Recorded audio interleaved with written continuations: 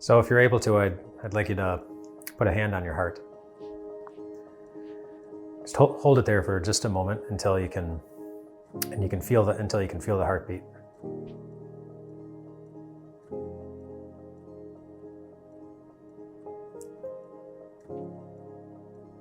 If you're able to feel it, you know what you're feeling?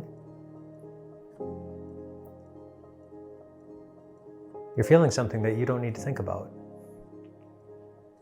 Your body just does that. Your heart just pumps, and you don't need to wake up in the morning and tell your heart to start pumping. It just does, many, many, many times every day. I was looking over the shoulder of my daughter as she was doing one of her lessons in anatomy and physiology, and it was making the point that when you eat some food, roughly 40 hours later is when that food exits your body. And what happens, what does your body do with that food over the course of those 40 hours? A lot of stuff that you don't need to think about. You don't need to tell your body to do those things. You don't need to tell your body to go through every part of the digestive process in order for it to go through the digestive process. It just does that. It does that because God designed your body to do those things automatically. God knew your body would need to be able to do those things automatically so that you would be able to live and exist. You don't have to have everything about your body figured out in order to live because God has it figured out.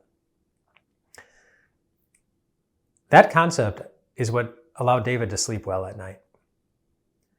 In Psalm 3, he says that he lays down at night to sleep, and then he gets up in the morning. He's able to do that well because the Lord sustains him. To sustain something is to keep it going. But the Lord takes responsibility for that.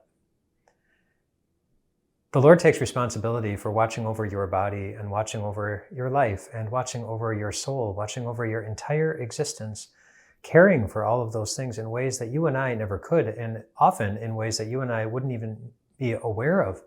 I would have no idea how to put together a digestive system that would be able to successfully digest all the different types of foods and beverages that we pour into our body, and to do it well in a way that, for the most part, doesn't make our body hurt whenever that happens.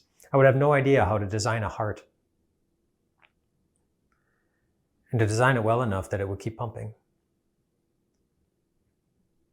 for decades without needing to be recharged, and to be connected with all the different parts of the body in just a way and send just enough blood out to all these different types of body. These things can hurt and break, and of course that's one of the results of living in a world that's been so broken by sin. That's not God's fault.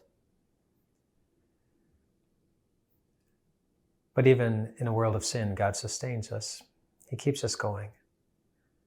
He knows all of the different aspects of this so that you and I don't have to think about them. I think about so many things. I bet you do too. And sometimes things that make me worry a little bit. Sometimes the to-do list is really, really long.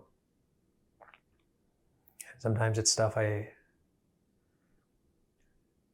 I'm afraid of what's going to happen if I don't get it done, if I don't do it right. Sometimes I think about those things as I try to go to sleep at night. Sometimes I wake up in the middle of the night and the brain just starts going and it won't stop, and I'm not getting back to sleep.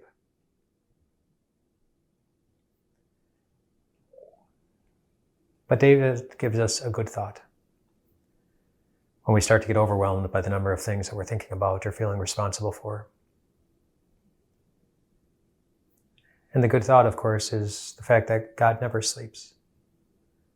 He's always working, always sustaining, and always with perfect love.